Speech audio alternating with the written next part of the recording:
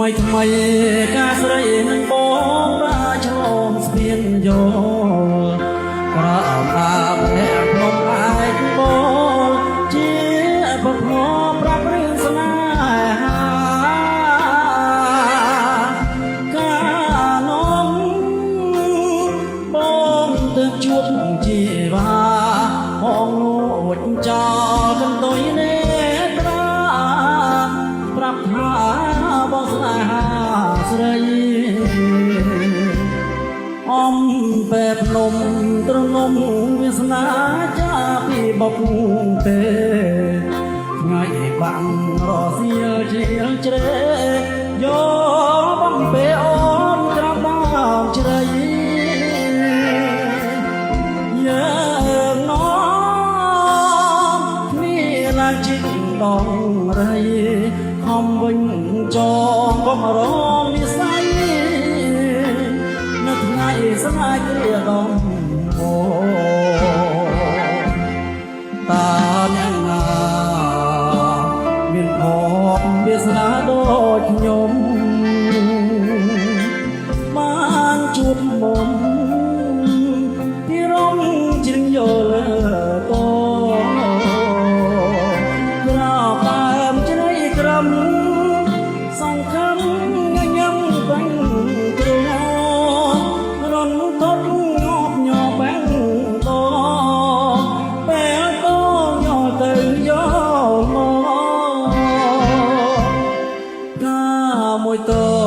មកនឹងឈប់ដងយកទៅធ្នមថែໄວបាការដោះលើដីស្រែការមានមេជាការបរិសុទ្ធសំស្ពានជួយចាំពីសំពត់ទួផែនដីរលីរលត់ក៏មិនក្បត់ចិត្តការស្នេហ៍អរគុណរីករាយស្ដាប់ជាមួយនឹងខ្ញុំបាទមួយបទទៀតបាទ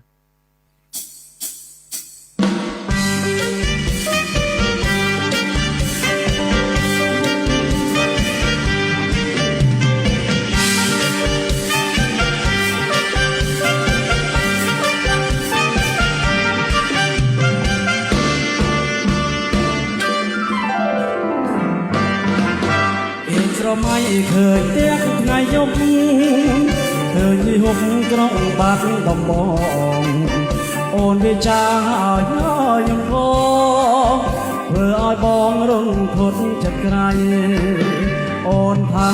អូនស្នេហ៍តែបងកាប់ពិតឬតែចរណៃបើពិតដូចជាសំដីបងលេងភ្លេងពីរឿងស្នេហាសូមឲ្យសូបិទខ្លាជាពិត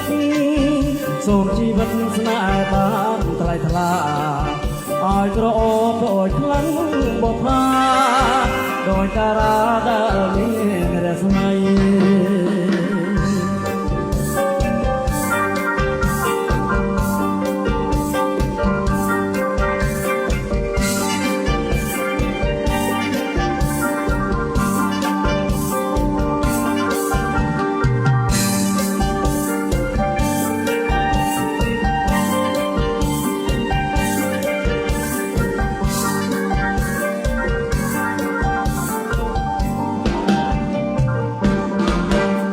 ស្រមៃឃើញទាំងថ្ងៃយប់